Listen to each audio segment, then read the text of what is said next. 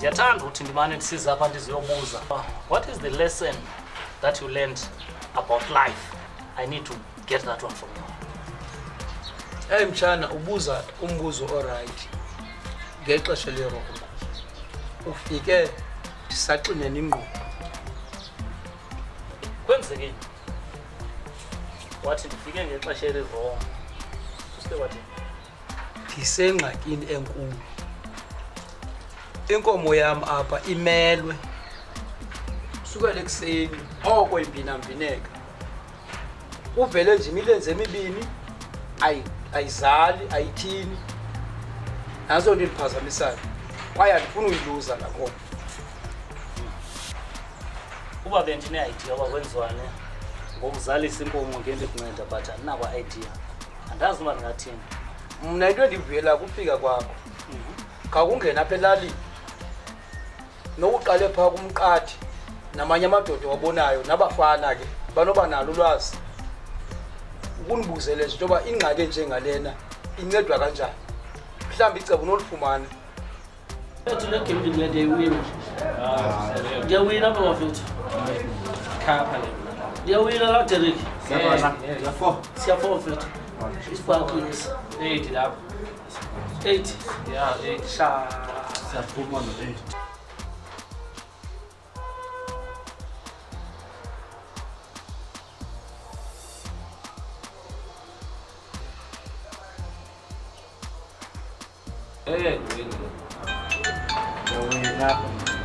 Isha, afethu lo mntana kancane manje yabo. Lo khwini wakho ayithathile wena. Hello love. Hello baby, how are you?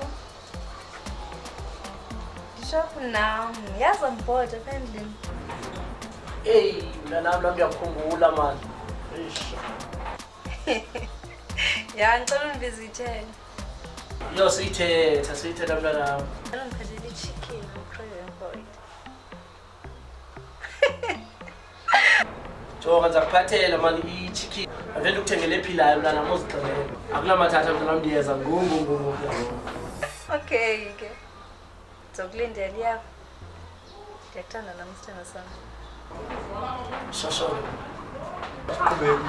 Masiyami nje. Nje into ngabunamtema.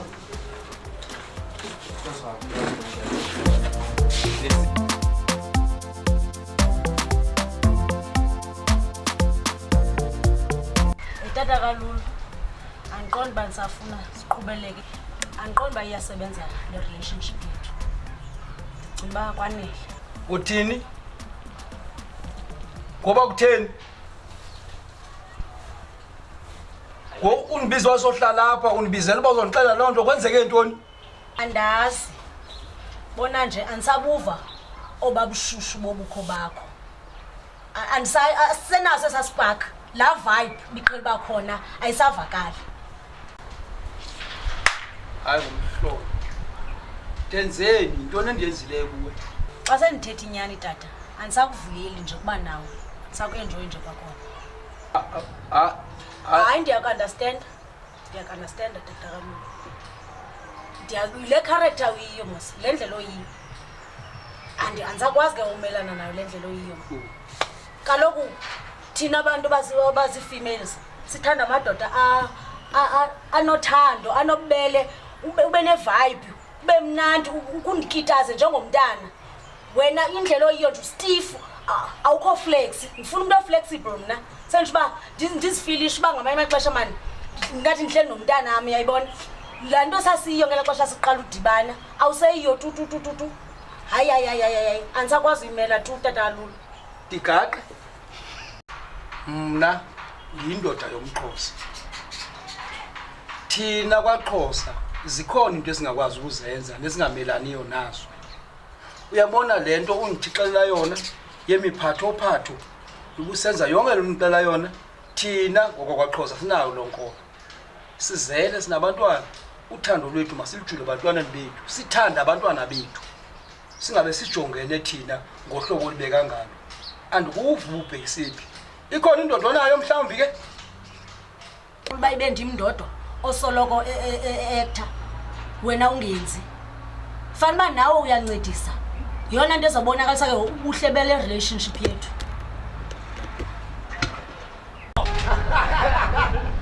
Abafowethu. Wala bafowethu. Bafowethu ayasika manje. Yathuthuzela kabathuna. Nangena mntanami isha. Thank you, baby.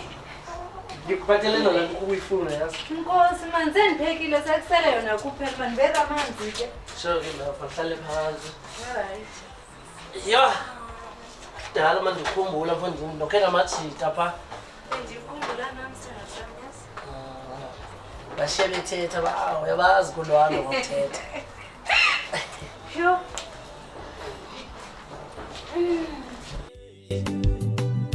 Undisile iwentombi yami Dalila. I have to answer this babe. Bala kufanele ngophe.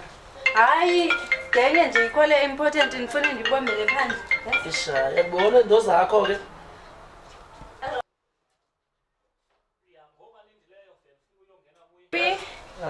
There's something that came out. Ubhuti wami uthi uyenza ngoku. Hayibo. So mekwa. Yo, lobhuti wakho bengaxelelanga nokuzoza. No. Yo yayibona ke ngophepha hayi man. Isha yanitshintsha ke le number kabhuti wakho. Baby, unifonele ndizihlalele namathita ne. Sibhizi senza into zethu nancama zonke into benzenza. Awanixelela into ngobhuti wakho. Mna ke ngoku jongake. Yeah. Hayi baby. Siyahamba. Baby kaloku ngicela ushiye inkukhu uhambe wena. No baby, ubhuti xa sehambile naye siyabuya nenkukhu. Hayi ngizoke ndivekele. Hayi Uthinde kukula muntu we. Yethi amathita leke manje yathika. Ndihambile ke. Ndabuya. Amadoda endibene nabo mane phaya. Indoda yokuqala ifike yathi makuvele uxelwe lenkomo. Kutyiwe inyama ngoba uba yazifela yodwa abantu abayityi inyama yenkomo yefe yodwa. Owesibini uthi hayi ingalungiseka le nto ngoba apha eMthatha sikhona izibhedlela senkomo. Ikhona oogqirha benkomo bayakwazi uba bakuncede undinikile inamba ndinayo apha. Indoda yesithathu ifike yathi yona inkomo iyancediswa xa izozala. Salani le milenze. Ayonto esokolisayo leyo. Kodwa indoda yesine ndilibelwa ibisithini. Impendulo zazo zawo lamadoda bebonke nje ayifani. Asifani tu and andazi but yona indlela endize nayo. Zizona impendulo endize nazo. Ndiyakuva nyana. Ndiyakuva mntakadadewethu. Ke ngoku ubusithini umbuzo wakho ngokubufika apha. Alright. Bendize ndifuna ukwazi eyona lesson oyifundileyo njengendoda enamava, the wise man that I have. Ukuthi yeyiphi eyona lesson onothi uyifumene about life onondinika yona uze ndihlale ndiyigcinile. Khange ndifune ke ukutsho ngokwami intoba yintoni endiyifundileyo ngobomi. Bendifuna intoba ubomi uzibonele.